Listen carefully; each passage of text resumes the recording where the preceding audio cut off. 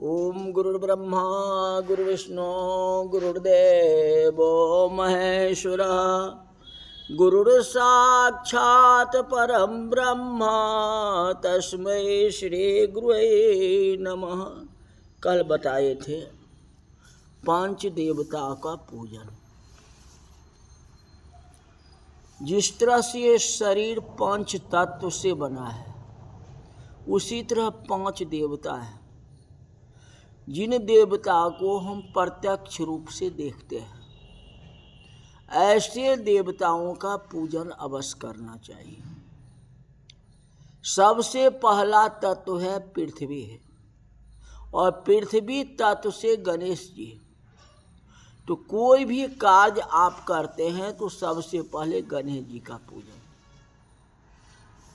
दूसरा जो है अग्नि तत्व है, वैसे तो जल कहा गया लेकिन इसमें कहा गया अग्नि तत्व। तो अग्नि तत्व के लिए सूर्य भगवान है, नित्य दिन सूर्य भगवान की उपासना करना चाहिए, क्योंकि सूर्य नारायण से बढ़ करके कुछ है नहीं जिसको हम प्रत्यक्ष देख रहे हैं। पृथ्वी को आप प्रत्यक्ष देखते हो, उसी तरह सूर्य नारायण भगवान को आप प्रत्यक्ष देखते हो। सूर्योदय से पहले स्नान करना चाहिए, कोशिश करो। सूर्य नारायण के सन्मुख दंत धावन मतलब दातुन या शौच विधि नहीं करना चाहिए।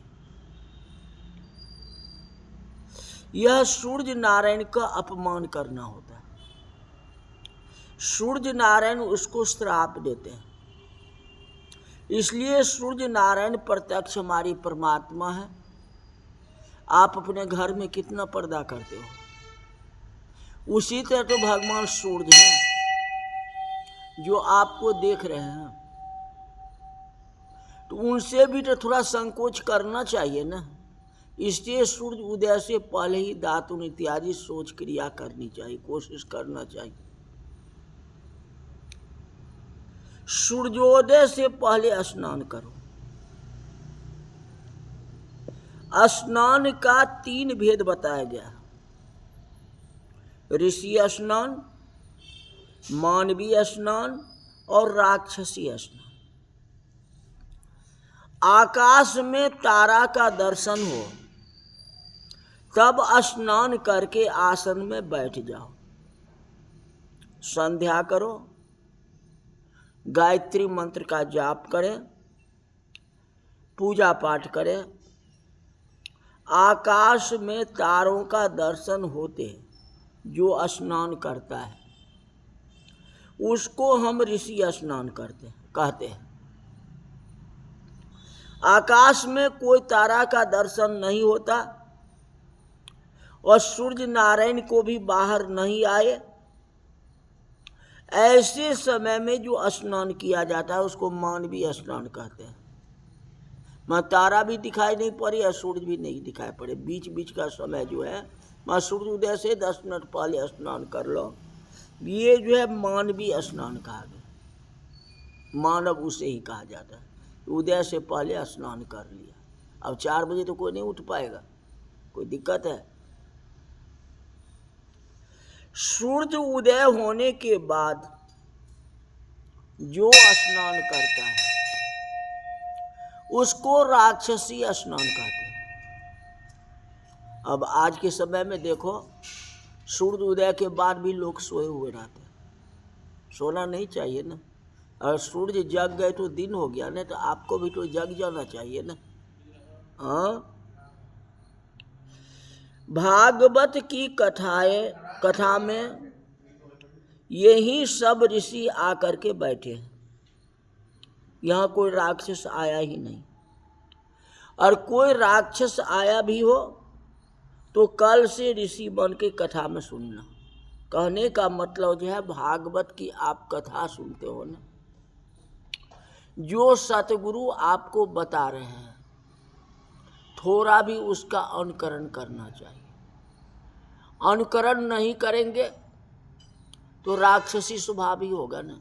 ये नहीं होता जो राक्षस स्वभाव से ही राक्षस होता है, कर्म से ही ब्राह्मण होता है, कर्म से ही शूद्र होता है। आपका कर्म ऊंचा है तो आप ब्राह्मण हैं, ज्ञानी है, विश्वामित्र महामुनि ज्ञानी। विश्वामित्र ब्राह्मण तो नहीं थे, लेकिन ब्रह्म ऋषि कहा है ना, क्योंकि कर्म करके वो ब्राह्मण के समान बन गए थे। तो सबसे बड़ा तो कर्म ही है ना। तो अगर भागवत कथा सुनते हो, आप राक्षसी वृत्ति रखते हो, तो नहीं हुआ ना। राक्षसी वृत्ति तो उसे ही कहा जो सब कुछ खाता है, मांसाहारी है, ये बात है, जो मिला सब खा ली। हाँ, ये राक्षसी स्वभाव, तो यही तो राक्षस हो गया ना, स्वभाव हो गया, तो बात एक ही हो गया ना। जैसे भागवत की कथा में बैठे हो ना, भागवत का अनुकरण करो। जो सूर्य उदय होने के बाद स्नान करता है, वही तो राक्षस है। वही सूर्य नारायण का अपमान करता है। क्या लगा है, प्रातः स्नान करो, सूर्य नारायण भगवान को जल प्रदान करें। सूर्य नारायण जब बाहर आए तो हाथ जोड़ के खड़े हो जाओ। सूर्य नारायण आरोग्यता को देते हैं, शरीर आपका स्वस्थ रहे। भारत में इतने रोग नहीं थे, भारत की प्रजा निरोगी थे, अब रोग बहुत बढ़ गया। इसका यही कारण है कि लोग सूर्य नारायण भगवान को अपमान कर रहे हैं। आरोग्यता देने वाले सूर्य नारायण भगवान हैं। सूर्य नारायण की भक्ति सभी के लिए आवश्यक है। फिर माता जी का पूजा करो, माँ शक्ति देती है, और शक्ति के बिना भक्ति होगी नहीं। माँ बहुत दयालु है। जय हो। ज्ञान शक्ति, क्रिया शक्ति और द्रव्य शक्ति के आधार से ये संसार टिका हुआ है।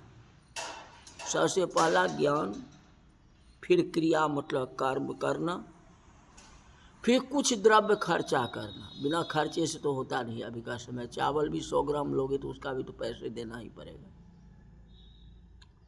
शक्ति की पूजा सभी के लिए आवश्यक है। भगवान नारायण की पूजा करो।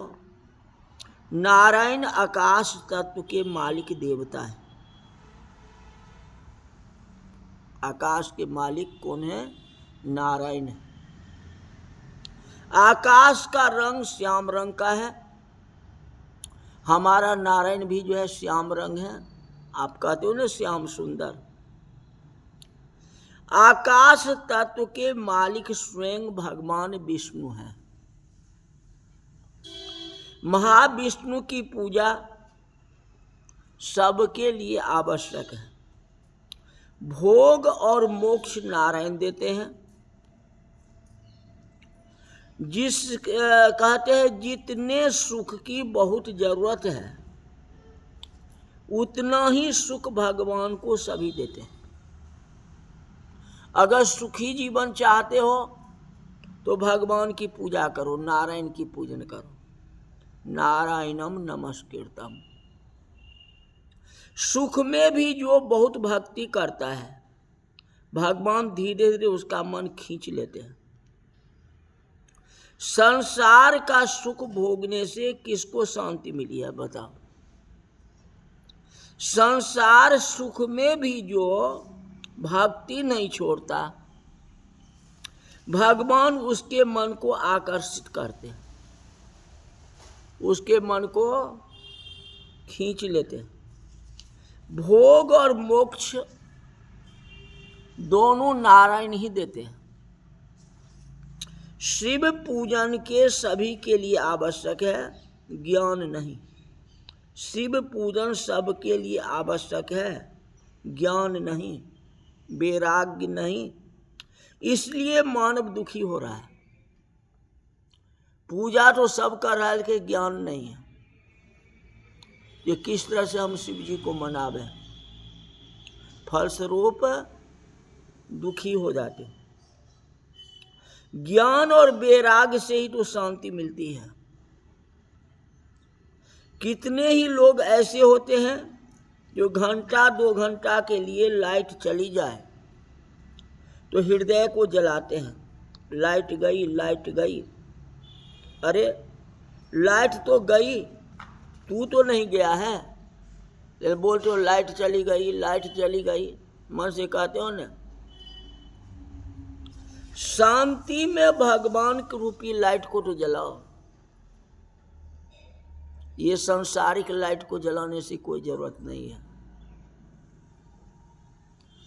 हृदय की लाइट को जलाओ, हृदय कुंडली को जगाओ, अपने आप प्रकाश हो जाएगा। कोई प्रकाश की जरूरत नहीं है।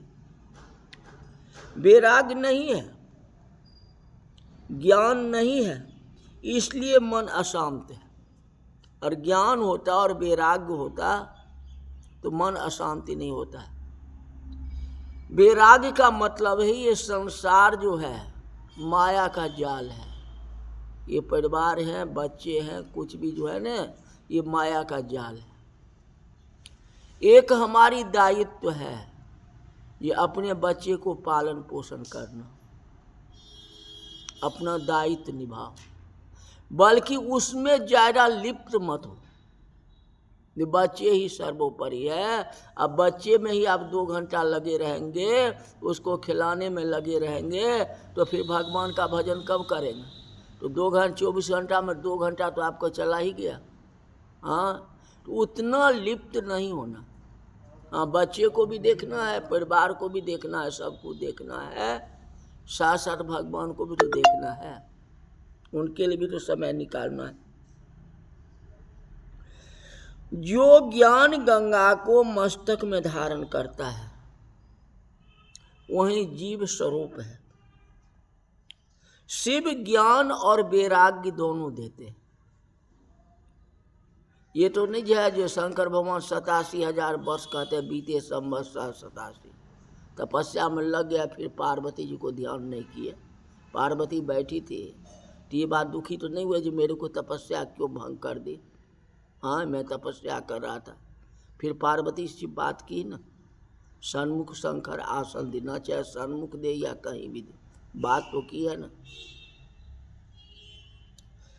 5 तत्व के मालिक यही 5 देवता है। 5 देवों की पूजा सभी के लिए अति आवश्यक है। इष्ट देव में 16 आना प्रेम रखो। अब देवों का अंश रूप समझ करके पूजा करो, इष्ट देव को ध्यान करो, 4 देवों को 4 दिशाओं में रखो। जिसके इष्ट देव नारायण है वह नारायण को बीच में रखो। अन्य 4 देवताओं को चारों दिशाओं में रखना चाहिए। सनातन धर्म में पंचदेव की पूजा, यह शरीर ही पंचायत है। अपने हृदय को मंदिर बनाओ। अपना हृदय के चारों कोने में 4 देवता को स्थापना कर दो। सूर्य नारायण भगवान है, गणेश जी है, शिव जी है, ये सारे जो हैं सबको चारों कोनों में, और बीच में नारायण को रखो। इस तरह से मानसिक आंखें बंद करके पूजन करो। मैं सब कुछ चढ़ा रहा हूँ, क्योंकि शरीर जो है 5 तत्व से बना हुआ है। 5 देवों की रोज पूजा करो, आवश्यक है।